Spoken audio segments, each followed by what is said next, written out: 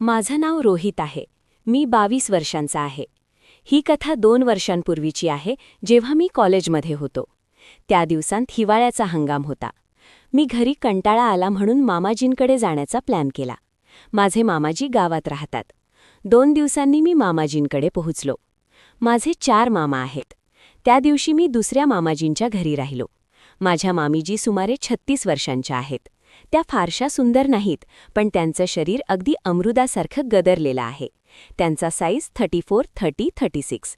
त्यांचे स्तन मोठे आहेत, 2 पिकलेल्या पपईसारखे. त्यांची गांडही जाड आणि भरलेली, टरबुजासारखी. मी मामींकडे विशेष लक्ष दिलं नव्हतं, पण म्हणतात ना, जे मिळायचं असतं ते मिळतंच. एक दिवस दोन्ही मुले शाळेत गेली होती आणि मामाची शेतावर गेले होते. घराबाहेर तिरपाल लावून बाथरूम बनवलेलं होतं. मामीजी तिथे अंघोळ करत होत्या. त्यांना साबण विसरलं होतं, म्हणून त्यांनी मला साबण आणायला सांगितलं. मी साबण घेऊन गेलो. मामीजी वरून पूर्ण नग्न होत्या. पाण्याने भिजलेल्या त्यांच्या शरीरावरून त्यांचे दोन्ही पपई लटकत होते. पेटीकोट ओला झाल्याने त्याच्यावरून त्यांचा अर्धवट देखावा दिसत होता. हे दृश्य पाहून माझ्या अंगात आग लागली. माझा बाबूराव ताठ झाला. थोडा वेळ मी तसंच पाहत राहिलो. मग मामी म्हणाल्या, काय झालं? तेव्हा मी होशात आलो. साबण देऊन मी तिथून निघालो. थोड्याच वेळात माझ्या बाबूरावातून पाणी निघालं. आता माझा बाबूराव मामींच्या नदीच्या शोधात बेचैन झाला, पण मनात मामींबद्दल आदर होता म्हणून मी इरादा सोडला. दुसऱ्या दिवशी मामी म्हणाल्या, रोहित, आज तुझे मामाजी शेतावर नाहीत. तू फ्री असशील तर माझ्यासोबत शेतावर चल. म्हैसही सोबत घेऊन जाऊ. आज म्हैसला हिरवा करायचा आहे. मी विचारलं, हिरवा करणं म्हणजे? मामी हसून म्हणाल्या, शेतावर जाऊन पहा. आम्ही म्हैस घेऊन शेतावर गेलो. तिथे एक पाडा आधीच बांधलेला होता.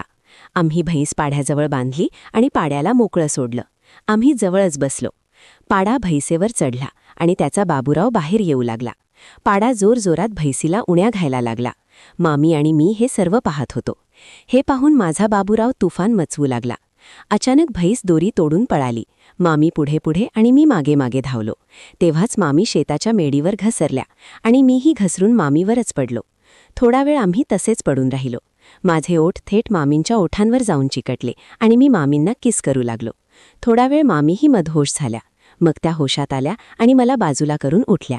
त्यांनी मला ओरडलं. मी माफी मागितली, पण माझा बाबूराव अजूनही उभा होता. आम्ही म्हैस पकडून परत आणली. पाडा पुन्हा उण्या घायला लागला. मी मामींना मनवत होतो, पण त्या मानत नव्हत्या. तेव्हाच पाड्याने एक जोरदार धक्का मारून आपला बाबूराव म्हैसीच्या नदीत पूर्ण घातला. आता म्हैस शांतपणे चुदावून घेत होती. मला धीर धरता येत नव्हता. मी हिम्मत करून मामींना मागून पकडलं आणि माझा बाबूराव त्यांच्या टरबुजासारख्या गांडीत सटवला.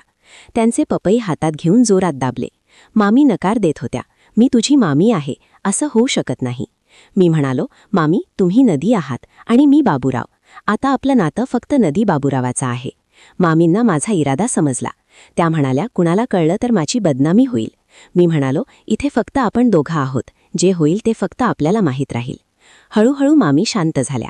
त्या म्हणाल्या, ठीक आहे, जे करायचं ते कर, पण कुणाला कळू नये. मला जणू स्वर्ग मिळाल्यासारखं वाटलं. पाडा म्हैस चुदावून झाला. मामी म्हणाल्या, आता पाहिलंस ना म्हैस हिरवी कशी होते? मी म्हणालो, हो पाहिलं. आता फक्त तुम्हाला पाहायचं बाकी आहे. मी मामींच्या पेटीकोटात हात घातला आणि थेट त्यांच्या नदीच्या तीरावर पोहोचलो. त्यांनी हात काढला. मग त्या म्हणाल्या, इथे कोणी पाहिल, सरसोच्या शेतात चलूया. मामी पुढे पुढे गांड हलवत चालत होत्या. मी मागे मागे. त्या दिवशी मामींनी हिरवी साडी नेसली होती. सरसोच्या शेतात आम्ही शिरलो. तिथे सरसोचे फूल आले होते.